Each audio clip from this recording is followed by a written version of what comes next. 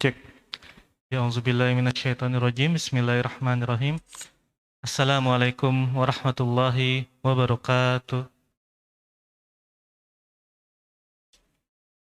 Innalhamdulillah nahmadu wa nasta'inuhu wa nastaghfiruh wa na'udzubillahi min syururi anfusina wa min syarri a'malina may yahdihillahu fala mudhillalah wa may yudhlilhu fala hadiyalah.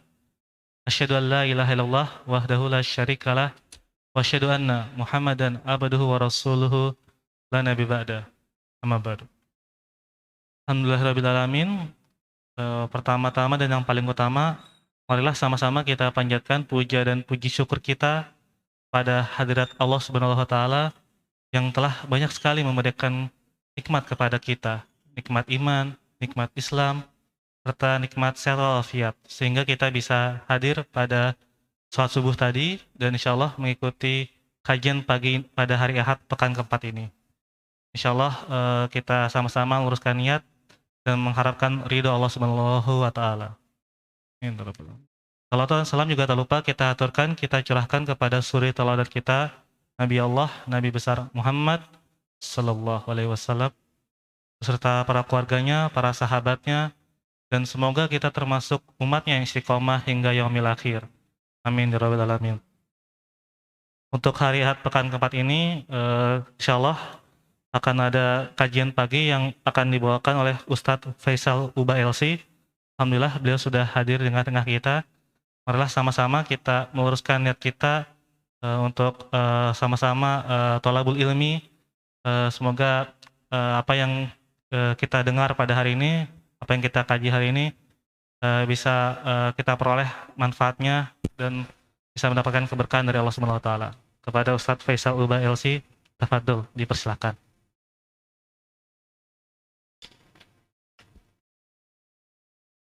Bismillahirrahmanirrahim. Assalamualaikum warahmatullahi wabarakatuh. Innal hamdalillah hamdan katsiran thayyiban mubarakan fi kama yuhibbu rabbuna wa yarda.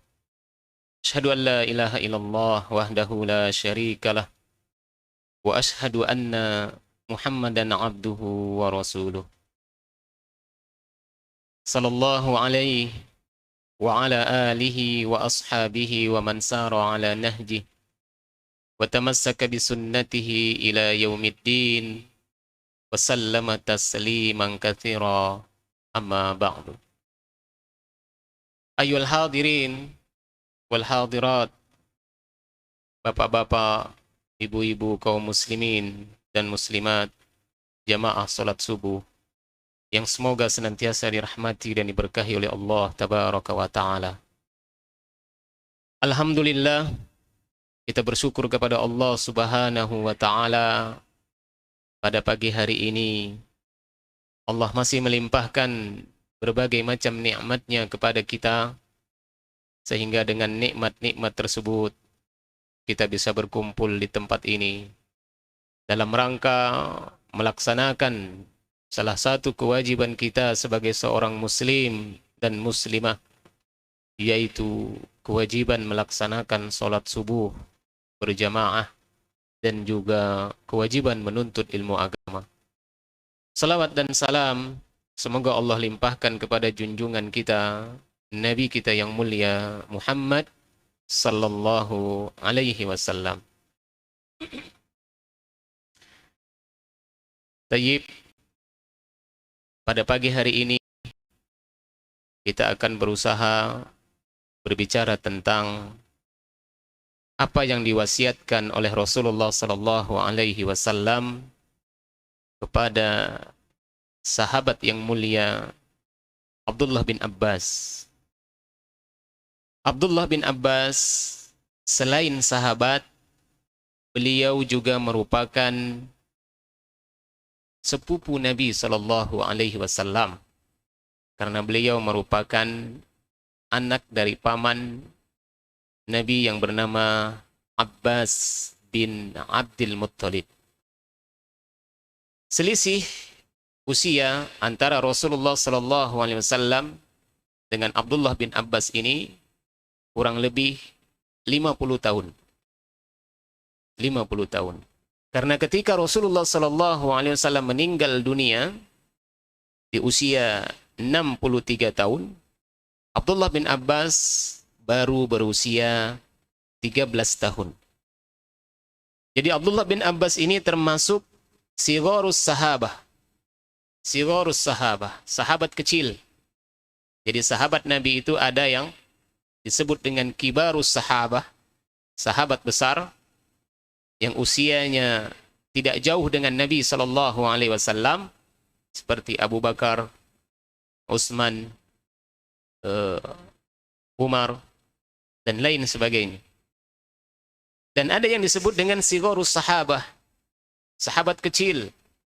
Artinya kalangan anak-anak yang bertemu dengan Nabi, beriman kepada beliau, dan mati dalam keadaan Islam. Sigharus sahabah ini diantaranya adalah Ali bin Abi Thalib, kemudian beberapa sahabat yang lain termasuk Abdullah bin Abbas. Abdullah bin Abbas radhiyallahu taala anhuma menceritakan dalam sebuah hadis yang sangat panjang. Beliau mengatakan, "Kuntu khalfan Nabi sallallahu alaihi wasallam."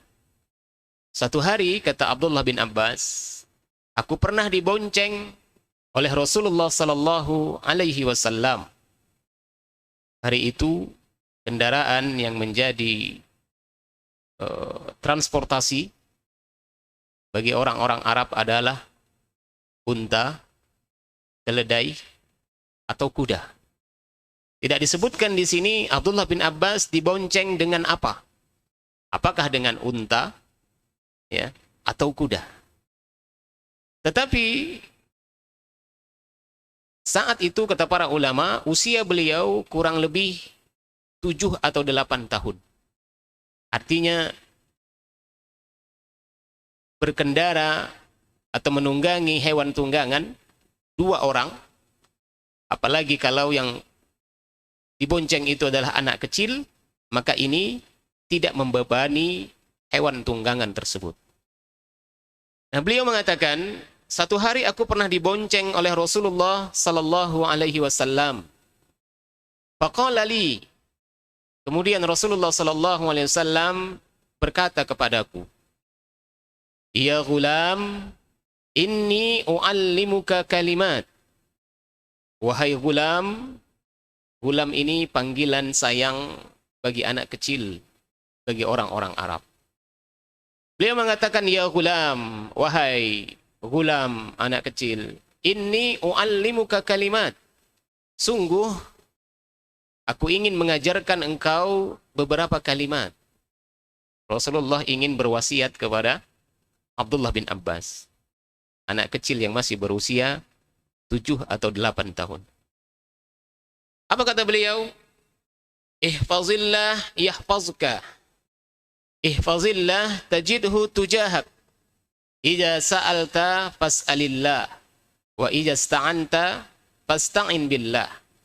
Wa'alam annal ummata law ijtama'at ala an yanfa'uka bisyai'in lam yanfa'uka illa bisyai'in qad katabahu Allahu lak. Wa in ijtama'u ala an yadurruka bisyai'in lam yadurruka illa bisyai'in qad katabahu Allahu alaik. Rufi'atil aqlam wa jaffatis suhub. Rawahu At-Tirmidzi. Baik. Wasiat Nabi sallallahu alaihi wasallam kepada Abdullah bin Abbas, beliau mengatakan, ihfazillah yahfazuka.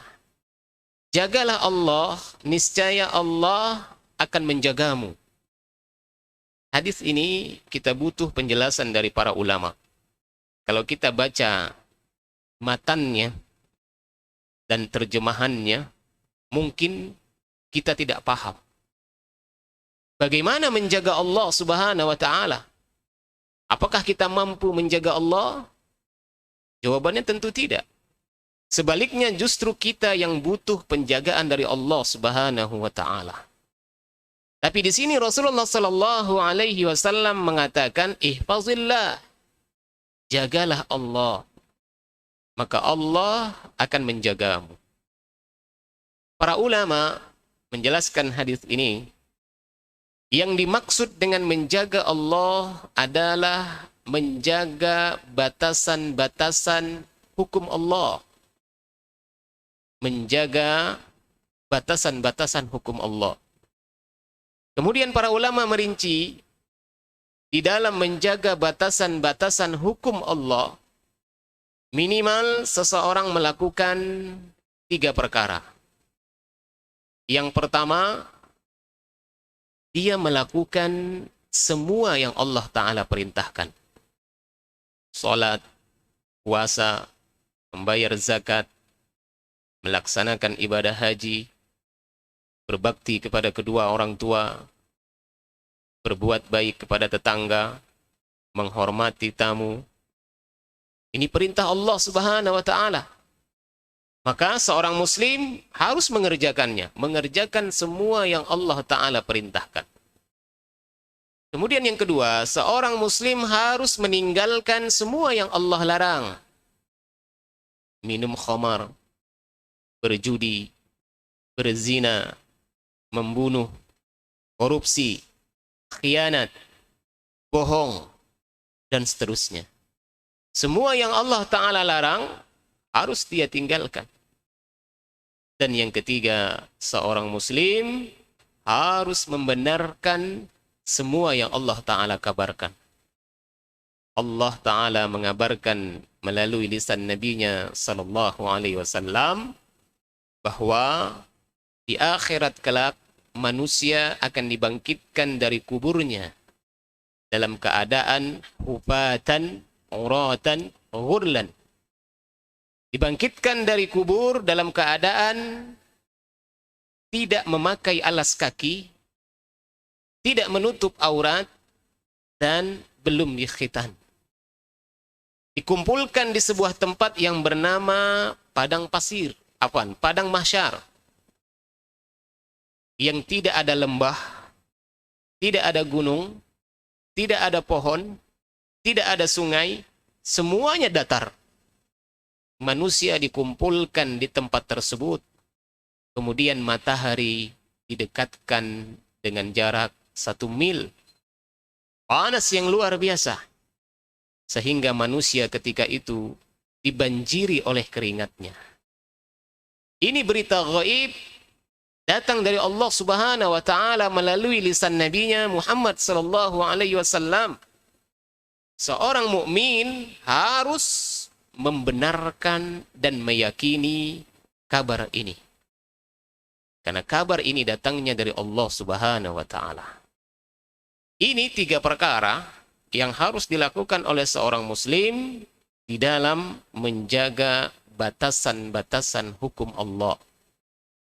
Maka ketika seorang muslim dia mengerjakan semua yang Allah Ta'ala perintahkan, meninggalkan semua yang Allah larang, dan membenarkan apa yang Allah Ta'ala kabarkan, kata Rasulullah, yahfazuka, Allah akan menjagamu.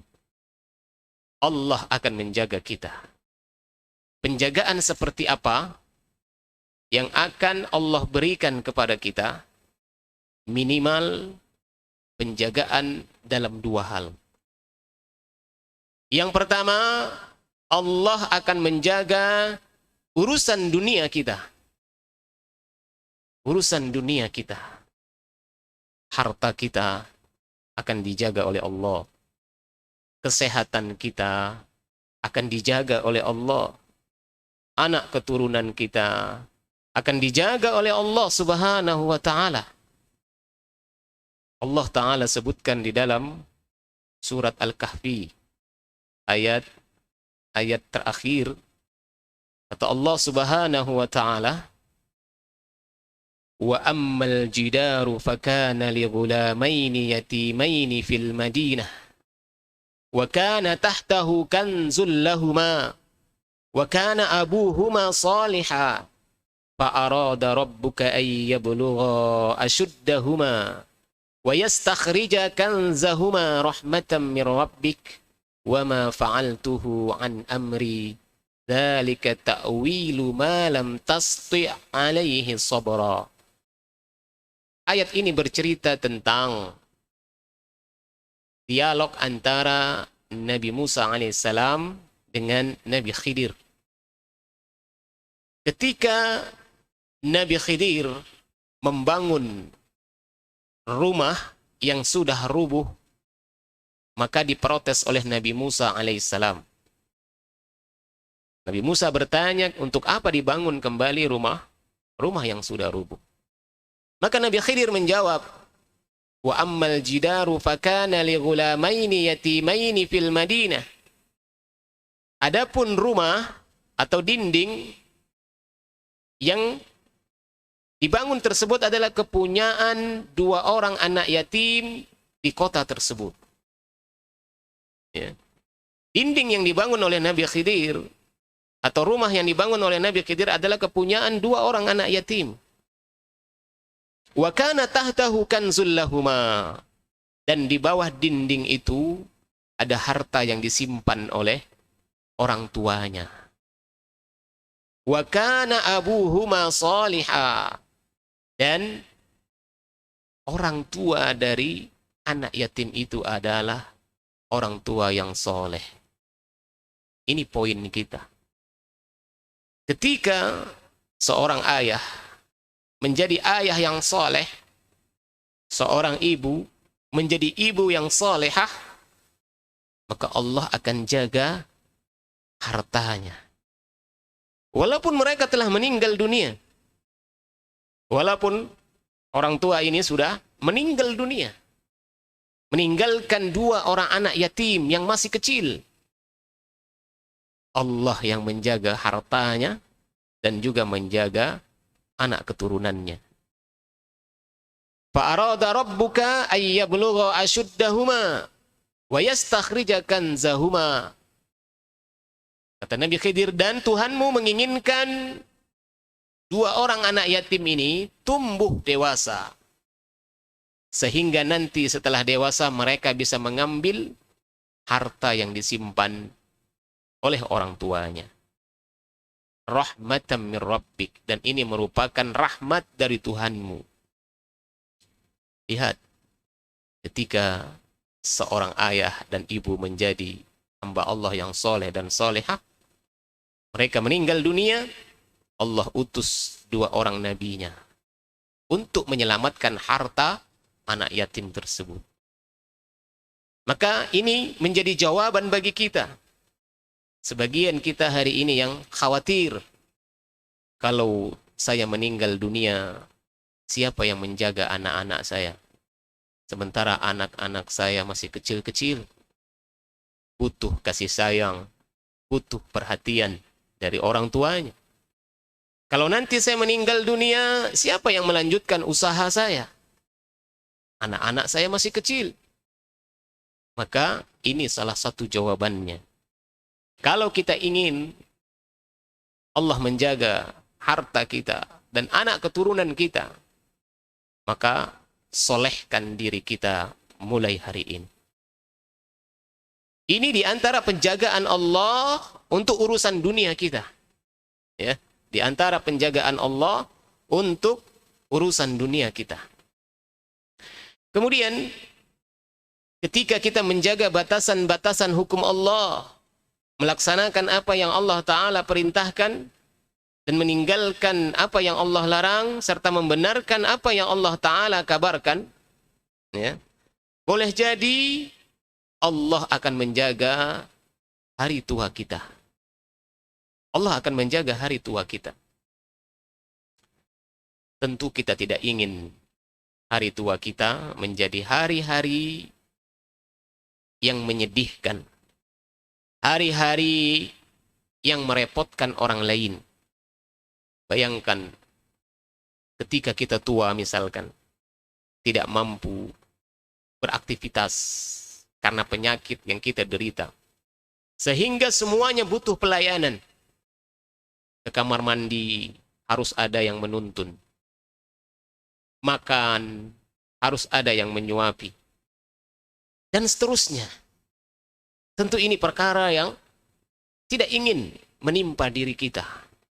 Kita ingin hari tua kita adalah hari-hari yang menyenangkan.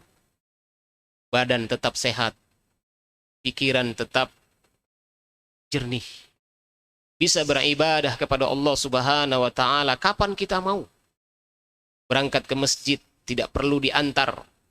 Kita bisa berangkat sendiri. Pulang dari masjid tidak perlu dijemput. Tentu ini yang kita inginkan. Di hari tua kita, kita ingin mengisinya dengan beribadah kepada Allah Subhanahu wa taala tanpa membebani orang lain. Tanpa memberikan beban bagi keluarga kita. Bagaimana caranya? Solehkan diri kita agar Allah Ta'ala menjaga hari tua kita. Salah seorang ulama dari mazhab Syafi'i atau yang bermazhab Syafi'i bernama Al-Imam Abu Thayyib At-Tabari. Al-Imam Abu Thayyib At-Tabari di usianya yang lanjut beliau memiliki fisik yang sangat kuat. Walaupun usianya sudah sepuh, tapi beliau bisa berlari seperti larinya anak muda. Bisa melompat seperti lompatan yang dilakukan oleh anak-anak muda. Usia boleh tua, tapi fisik masih sehat, segar bugar. Sehingga hari itu teman-temannya bertanya, apa rahasianya? Kok bisa beliau memiliki fisik yang sehat, segar bugar di hari tua? Maka beliau menjawab, hadhihi jawarih hafiznaha 'anil ma'asi fis sighari fahafizahallahu 'alaina fil kibari. Kata beliau, hadhihi jawarih, tubuhku ini, fisikku ini, hafiznaha 'anil ma'asi fis sighari. Dulu aku menjaganya dari perbuatan maksiat ketika aku masih muda. Fahafizahallahu alaina fil kibari. Dan sekarang Allah menjaganya untukku ketika aku tua. Ini merupakan pesan yang sangat berharga bagi kita. Terutama antum yang masih muda. Maka kita harus berusaha semaksimal mungkin untuk tidak melakukan maksiat. Menjaga mata kita dari yang dilarang Allah. Menjaga telinga kita untuk mendengar apa yang dilarang oleh Allah.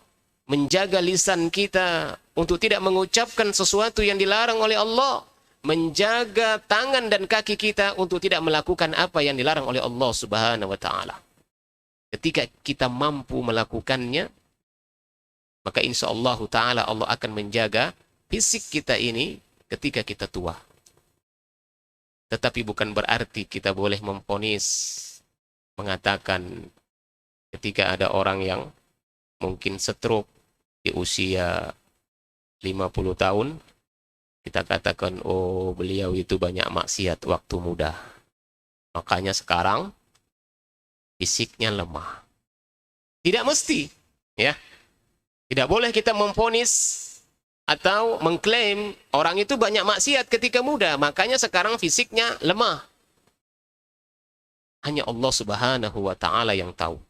Karena tidak semua musibah yang Allah taala timpakan kepada seseorang itu disebabkan karena dosa-dosa yang dia lakukan. Tidak. Ya. Tidak semua musibah yang Allah timpakan kepada hambanya itu disebabkan karena dosa masa lalu yang dia lakukan. Tidak mesti. Kalau ada orang ditimpa musibah karena banyak dosa, boleh jadi itu salah satunya karena dosa yang dia lakukan. Tapi tidak semua orang yang mendapatkan musibah itu disebabkan karena dosa-dosa yang dia lakukan. Boleh jadi Allah Ta'ala menimpakan musibah kepadanya karena Allah cinta kepadanya. Karena Allah sayang kepadanya. Dan dalam rangka ingin mengangkat derajatnya. Sebagaimana Allah Ta'ala menimpakan musibah kepada para nabi dan rasul. Para nabi dan rasul juga mendapatkan ujian, mendapatkan musibah. Ya, tetapi ujian yang Allah timpakan kepada para nabi dan rasul, kepada orang-orang saleh, dalam rangka mengangkat derajat mereka. Baik.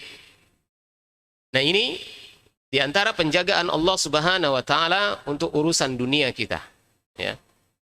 Ketika kita menjaga batasan-batasan hukum Allah, maka Allah akan menjaga urusan dunia kita, kesehatan kita, harta kita, anak keturunan kita, dan hari tua kita akan dijaga oleh Allah Subhanahu wa taala.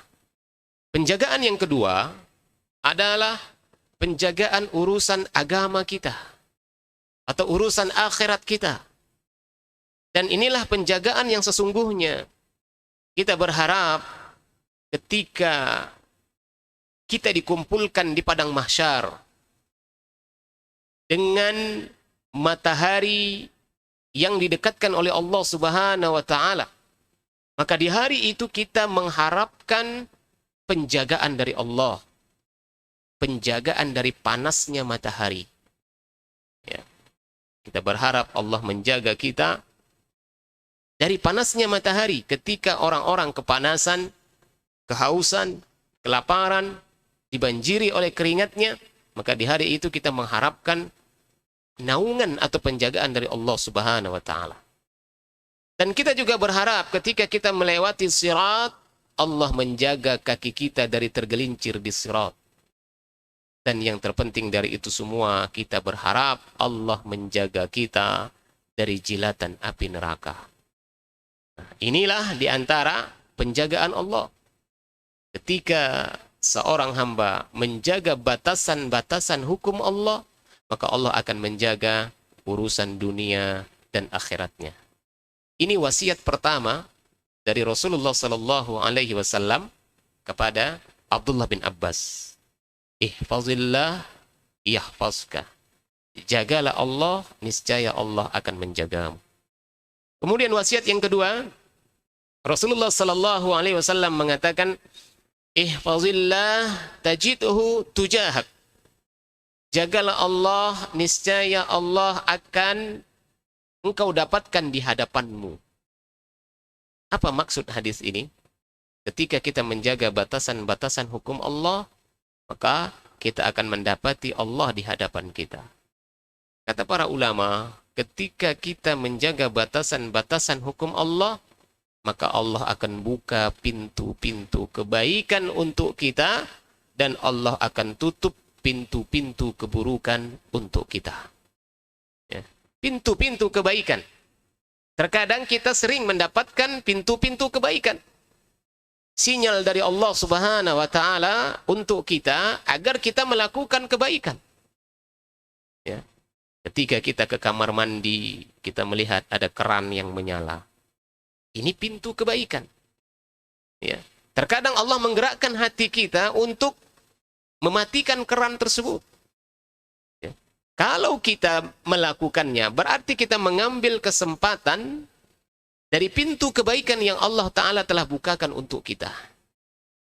Ketika kita keluar dari masjid, melihat keset yang miring, maka ini pintu kebaikan. Melihat AC yang masih menyala, sementara orangnya tidak ada. Ini pintu kebaikan. Melihat lampu yang menyala, ini pintu kebaikan. Melihat ada sampah di dalam masjid, ini pintu kebaikan. Ya. Atau mungkin ketika datang kucing ke depan pintu rumah kita, dia mengeong-ngeong. Ini pun termasuk pintu kebaikan. Kenapa dari sekian rumah yang ada di komplek tersebut, kok kucing itu datangnya ke rumah kita? Kenapa bukan ke rumah tetangga kita? Ini menunjukkan Allah membuka pintu-pintu kebaikan untuk kita. Allah ingin kita melakukan amal soleh, memberi makan kucing tersebut. Maka jangan ditendang kucingnya. Ya. Sebagian orang ketika ada kucing yang mengelus-ngelus kakinya, ya, ditendang. Padahal Allah sedang membukakan pintu-pintu kebaikan untuknya. Atau ketika kita mendapatkan info kajian, melalui media sosial. Maka ini juga pintu kebaikan. Jangan diabaikan, jangan ditanggapi dengan sinis atau negatif. Kalau kita sempat, datang. Berarti Allah menginginkan kita hadir di majelis tersebut. Ya. Nah, ini pintu-pintu kebaikan terkadang yang banyak sekali Allah Ta'ala buka untuk kita, tapi tidak semua kita mengambilnya, mengerjakan apa yang Allah Ta'ala inginkan. Dan tidak semua orang mendapatkan pintu-pintu kebaikan ini. Ya, saya yakin tidak semua orang mendapatkan info kajian, tidak semua. Ya, tidak semua orang melihat ada lampu yang menyala ketika dia berada di masjid misalkan. Ya, dia tahu lampu menyala tapi dia abai. Ya, tidak tergerak hatinya dan lain sebagainya. Baik. Kemudian Allah Ta'ala akan menutup pintu-pintu keburukan untuk kita. Ya. Menutup pintu-pintu keburukan untuk kita. Yang jelas ini akan membahayakan urusan dunia kita dan akhirat kita. Ketika kita bekerja di sebuah perusahaan atau instansi pemerintah misalkan, teman-teman kita semuanya diperiksa oleh KPK, tapi alhamdulillah kita tidak. Berarti Allah menutup pintu-pintu keburukan untuk kita. Ya. Ketika mereka bersekongkol untuk korupsi atau menerima suap, ya, Allah bikin kita tidak hadir di hari itu. Ya. Ini berarti Allah menutup pintu-pintu keburukan untuk kita. Ya. Nah, gimana caranya agar kita senantiasa mendapatkan atau dibukakan pintu-pintu kebaikan dan ditutup pintu-pintu keburukan untuk kita? Ihfazillah, jagalah Allah. Kerjakan apa yang Allah Ta'ala perintahkan, tinggalkan semua yang Allah larang, dan benarkan apa yang Allah Ta'ala kabarkan. Maka Allah akan membukakan pintu-pintu kebaikan untuk kita dan menutup pintu-pintu keburukan untuk kita. Ini wasiat Nabi SAW yang kedua kepada Abdullah bin Abbas, yang secara tidak langsung juga ini merupakan wasiat beliau kepada kita seluruh kaum muslimin. Kemudian yang ketiga, Rasulullah SAW mengatakan, "Ija sa'alta fas'alillah, wa ija sta'anta fasta'in billah." Kalau engkau meminta sesuatu, maka mintalah kepada Allah. Dan kalau engkau minta pertolongan, maka mintalah pertolongan kepada Allah Subhanahu wa Ta'ala. Rasulullah ajarkan Abdullah bin Abbas tentang tauhid sejak Abdullah bin Abbas masih kecil, usia 7 atau 8 tahun. Ini contoh dari Nabi Sallallahu Alaihi Wasallam bagaimana mengajarkan anak-anak kita. Coba anak-anak kita sekarang yang kelas 1, kelas 2 SD, sudah mengerti atau belum tentang tauhid? Ya, bagaimana cara berdoa yang benar? Kepada siapa dia harus meminta berdoa? Rasulullah ajarkan Abdullah bin Abbas tidak setelah dia dewasa, tidak, tapi sejak kecil. Ini menunjukkan kita kaum muslimin harus mengajarkan tauhid kepada anak-anak kita sejak mereka masih kecil. Ya. Ija sa'alta fas'alillah. Kalau engkau berdoa, meminta sesuatu, berdoalah hanya kepada Allah saja. Tidak meminta kepada yang lain. Ya. Tidak meminta kepada yang lain. Boleh meminta kepada makhluk, tapi dengan 2 syarat. Syarat yang pertama, makhluk itu hadir. Ada orangnya. Yang kedua, makhluk itu mampu memberikan apa yang kita minta. Seorang istri meminta bantuan kepada suaminya. Mas, tolong pasangkan gas. Boleh? Boleh. Kenapa? Pertama, suaminya hadir, ada di tempat itu. Yang kedua, suaminya mampu memberikan bantuan atau mengabulkan apa yang diinginkan oleh istrinya. Ya. Tapi ketika seorang istri mengatakan, atau seorang suami mengatakan, "Ma, beri aku keturunan lagi. Beri aku keturunan lagi. Anak kita baru 1. Aku ingin punya anak 3. Beri aku keturunan lagi. Boleh? Ucapan ini? Boleh? Enggak boleh.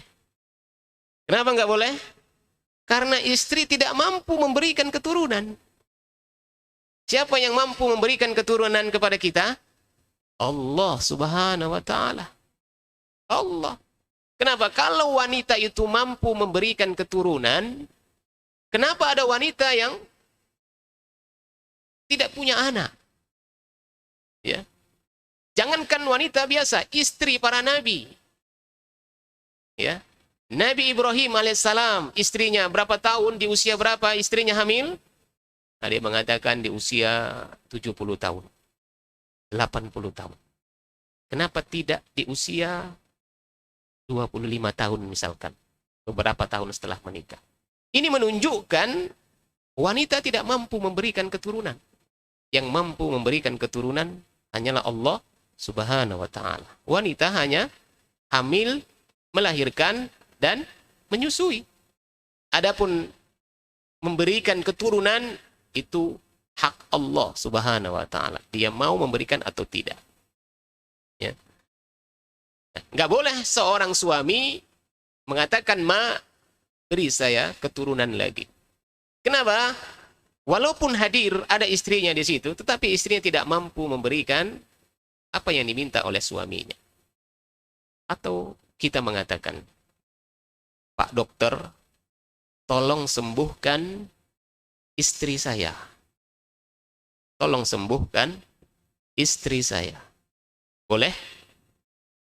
Boleh? Enggak boleh. Kenapa? Karena dokter tidak bisa menyembuhkan. Dokter hanya bisa mengobati. Yang menyembuhkan siapa? Allah subhanahu wa ta'ala. Kalau dokter itu bisa menyembuhkan, maka kita tidak akan pernah melihat ambulan membawa mayat ketika keluar dari rumah sakit. Ya. Kalau dokter itu bisa menyembuhkan, maka semua orang yang keluar atau yang pulang dari rumah sakit, maka semuanya dalam keadaan sehat. Tapi faktanya, jangankan pasien lain, dokter sendiri, istrinya meninggal, anaknya meninggal, ibunya meninggal. Ini menunjukkan dokter tidak bisa menyembuhkan. Dokter hanya bisa mengobati. Karena kesembuhan ini hak mutlak Allah subhanahu wa ta'ala. Ya. Maka sesuatu yang menjadi hak mutlak Allah tidak boleh kita minta kepada makhluk. Keturunan, kesehatan, jodoh, rezeki, ini hak Allah. Hanya Allah yang mampu memberikannya. Maka kita tidak boleh memintanya kepada makhluk. Kita diperintahkan, idza sa'alta fas'alillah. Kalau engkau meminta, berdoa, maka mintalah kepada Allah subhanahu wa ta'ala. Ya. Kecuali perkara-perkara yang makhluk itu mampu memberikannya. Ya, maka ini boleh. Baik. Kemudian Rasulullah SAW mengatakan, wa'lam annal ummata law ijtama'at 'ala an yanfa'uka bi syai'in lam yanfa'uka illa bi syai'in qad katabahu Allahu lak. Ketahuilah, seandainya satu kaum berkumpul ingin memberikan manfaat kepadamu, niscaya mereka tidak bisa memberikan manfaat kepadamu kecuali apa yang Allah Ta'ala telah takdirkan untukmu. Ya. Rasulullah mengatakan seandainya satu kaum berkumpul ingin memberikan manfaat, gak akan bisa kecuali apa yang sudah Allah takdirkan. Contoh yang sederhana, misal ketika tetangga kita sakit, harus dioperasi, butuh biaya 100 juta, sementara mereka tidak punya uang. Kemudian kita berinisiatif mengumpulkan dana. Terkumpul uang 100 juta.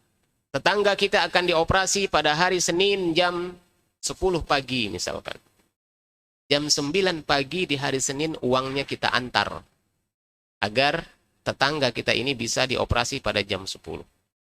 Begitu kita sampai rumah sakit, setengah 10 dikabarkan tetangga kita sudah meninggal dunia. Padahal kita sudah mengumpulkan dana dari puluhan orang untuk memberikan manfaat kepada dia. Tetapi apa yang kita lakukan tidak bisa memberikan manfaat kepadanya karena Allah menghendaki lain. Begitu juga sebaliknya kata Rasulullah, wa in jatama'u ala an yadurruka bi syai'in lam yadurruka illa bi syai'in qad katabahu Allahu 'alaik. Seandainya mereka berkumpul ingin mencelakakan dirimu, maka niscaya mereka tidak akan bisa memberikan mudarat kepadamu kecuali apa yang Allah Ta'ala takdirkan.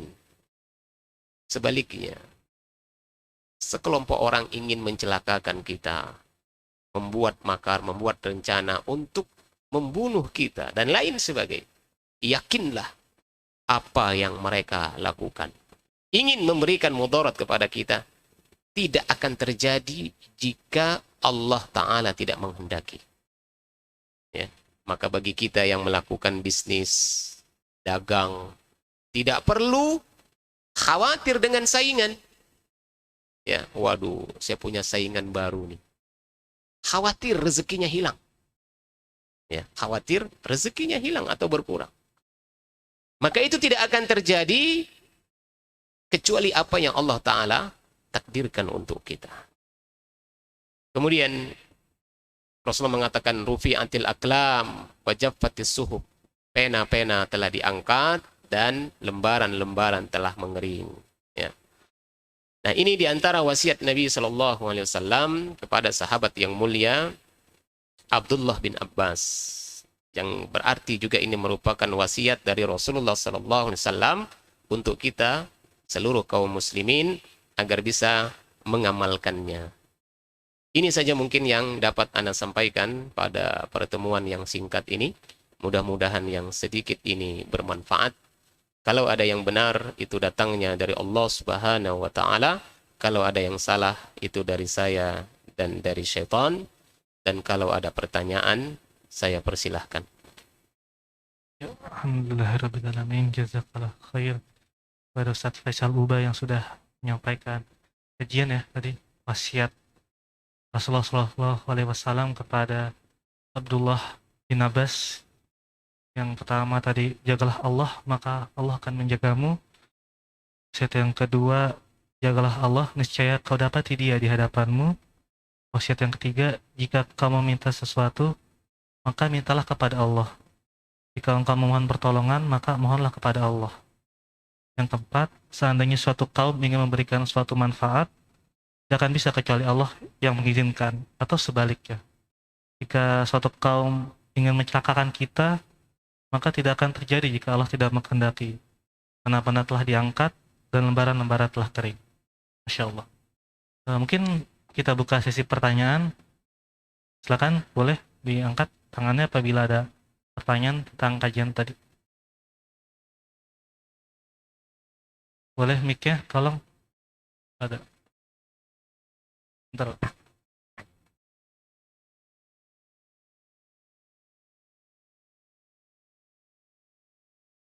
Kak Jajang, oh iya, silakan. Silakan.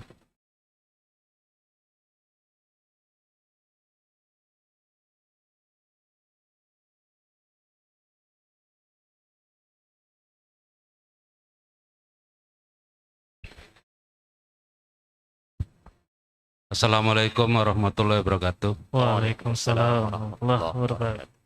Terkait yang pertama tentang hukum Islam, Pak Ustadz. Ya. Aturan-aturan Islam atau hukum Islam. Saya pernah membaca di suatu media gitu. Ada salah satu tokoh kita, tokoh Islam, itu dia memberikan satu statement di PGI, Persatuan Gereja Indonesia.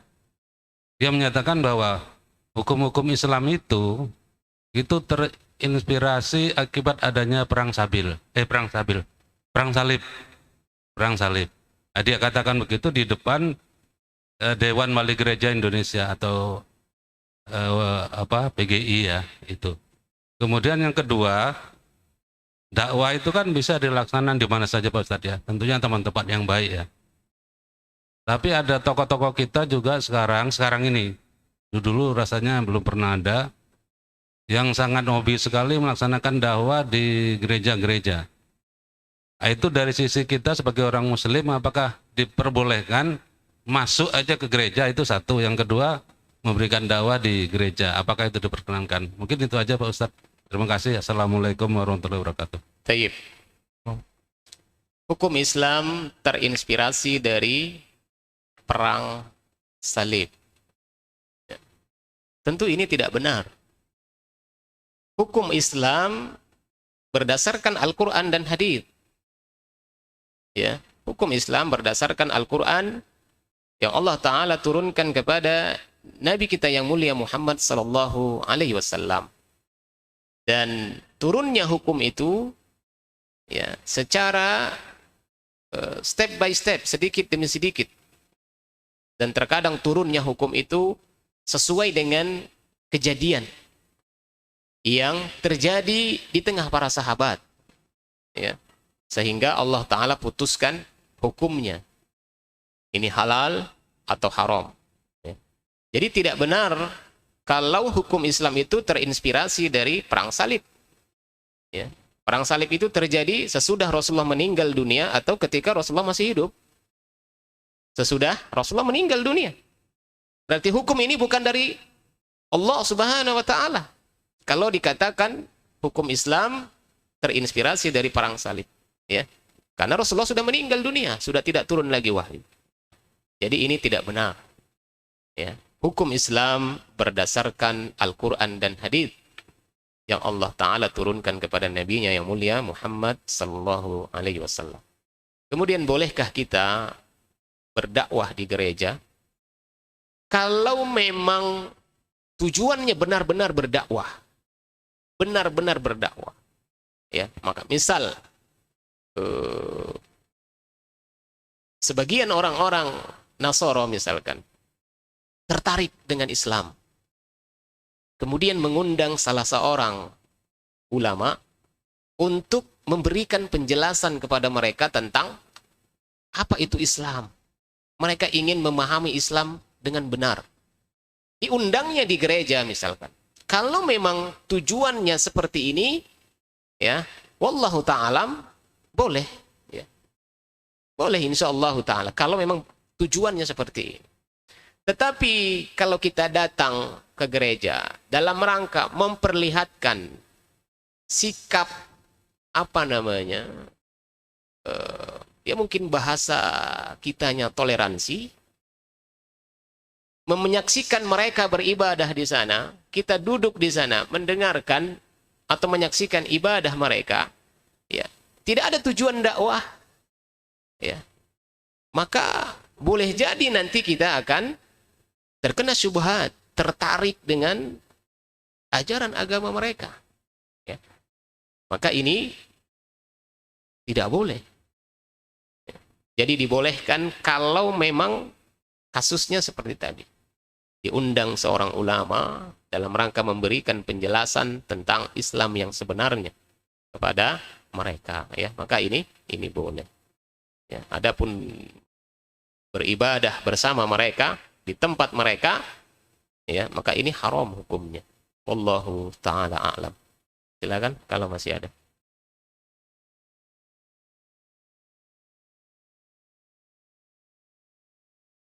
Ya, jazakallah khair. Ada Ustadz Faisal Bayelsi sudah menjawab ya. Coba kejawab ya Pak ya. So, ada lagi mungkin satu pertanyaan terakhir.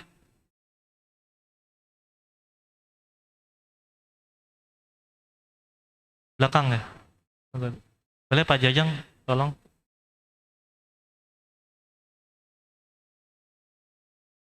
Assalamualaikum warahmatullahi wabarakatuh. Waalaikumsalam warahmatullahi wabarakatuh. Yang pertama Pak Ustadz, kaitannya dengan hadis yang tadi, ketika kita menjaga Allah, diri kita menjaga Allah, maka Allah akan menjaga kita. Banyak kesempatan barangkali di saya pribadi, misalkan teman-teman juga, untuk menjaga itu salah satunya adalah dengan berbuat ibadah yang lebih baik, misalkan sholat berjamaah atau membaca Al-Quran dan sebagainya. Ketika kita tidak bisa melakukan misalkan sholat berjamaah atau sholat tepat waktu karena kesibukan kita, kemudian kita menjaga orang lain untuk berbuat itu. Misalkan kita membina anak yatim, kita pondokkan dia dengan tujuan agar dia menjadi orang yang soleh, bisa sholat tepat waktu, berjamaah, dan tadarus Al-Quran dan yang lain. Apakah itu termasuk dalam hadis itu? Kita menjaga orang lain untuk berbuat itu, apakah itu nanti ada termasuk hadis itu, Allah akan menjaga kita. Kemudian yang kedua, melanjutkan yang tadi, ketika kita sudah melakukan hal tersebut, apakah qadha dan qadar dari Allah akan bisa merubah? Misalkan kita sudah ditetapkan sakit pada suatu saat karena kita sudah melakukan hal-hal yang seperti tadi, apakah misalkan sakitnya itu bisa Berubah. artinya, ya, demikian Ustaz. Assalamualaikum warahmatullahi wabarakatuh. Assalamualaikum warahmatullahi wabarakatuh. Pertanyaan pertama, ya. Ketika kita tidak mampu mengerjakan apa yang Allah Ta'ala perintahkan, kemudian kita menyuruh orang lain untuk mengerjakan apa yang Allah Ta'ala perintahkan, apakah termasuk dalam hadis ini? Ya, menyuruh orang lain untuk mengerjakan apa yang Allah Ta'ala perintahkan, tentu ini amal soleh. Ya. Man dalla ala khairin falahu mithlu ajri fa'ili. Siapa yang menunjukkan kebaikan, mengajak orang lain untuk melakukan kebaikan, amal soleh, maka dia akan mendapatkan pahala seperti orang yang mendapatkannya. Tapi syaratnya yang menyuruh harus melakukan. Ya, yang menyuruh harus melakukan terlebih dahulu. Kita menyuruh anak kita sholat, dapat pahala? Iya. Tapi kita harus melaksanakan kewajiban itu bagi diri kita. Ya, baru kita mendapatkan ganjaran pahalanya.